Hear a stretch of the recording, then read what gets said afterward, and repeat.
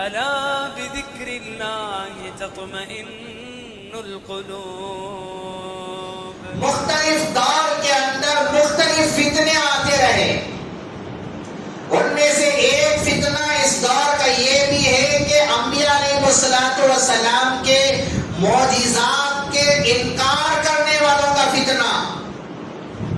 بعض لوگ تو یہ کہتے ہیں کہ انبیاء علیہ السلام کے معجزات کچھ نہیں ہے، نعوذ باللہ. مثال کے طور پر معجزات کے انکار کرنے والوں میں سر فہرست نام آتا ہے سر سید احمد خان، جس کا نام ہر ایک جانتا ہے. اسکولوں کے اندر، کالجوں کے اندر اس کی بہت اہمیت دی جاتی ہے.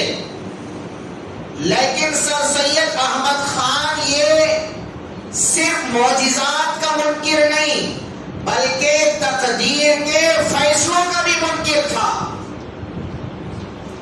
یعنی کہ اللہ رب العزت نے مقدر میں جو لکھا ہے ان چیزوں کا بھی، ان فیصلوں کا بھی یہ منکر تھا.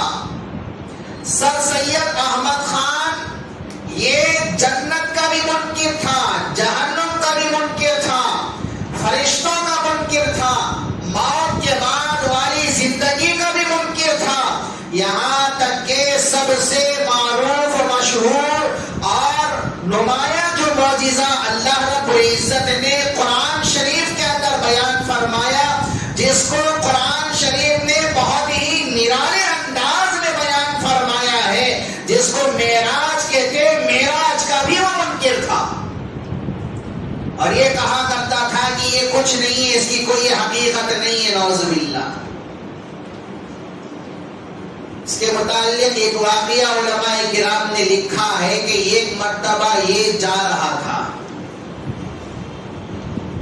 قاسم نانوتوی رحمت اللہ علیہ کے سامنے ایک مرتبہ یہ آ گیا.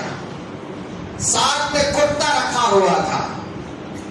قاسم نانوتوی رحمت اللہ علیہ اس سے پوچھے کہ بھائی آپ اپنے ساتھ کتا کیوں رکھے ہو؟ وجہ کیا ہے؟ آپ جہاں بھی جاتے ہو تو ساتھ کتا رکھتے ہو، یہ آپ کے ساتھ ساتھ کیوں رہتا ہے؟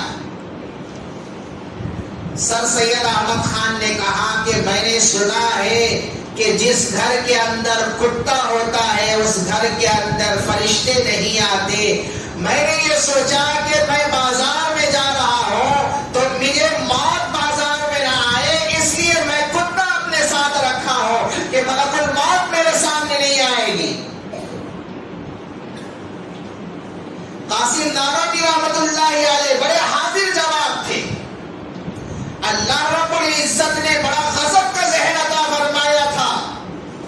قاسم نانوتوی رحمت اللہ علیہ نے پوچھا کہ بھائی بتا، کیا کتے کو موت نہیں آئے گی؟ اس نے کہا کہ ہاں کتا مرے گا، کتے کو موت تو آئے گی. قاسم نانوتوی رحمت اللہ علیہ نے کہا کہ پھر تو یہ بات سمجھ لے، جو فرشتہ کتے کی موت نکالنے کے لیے آتا ہے وہی فرشتہ تیری موت بھی نکال کر لے جائے گا. لیکن یہاں پر اس کا نام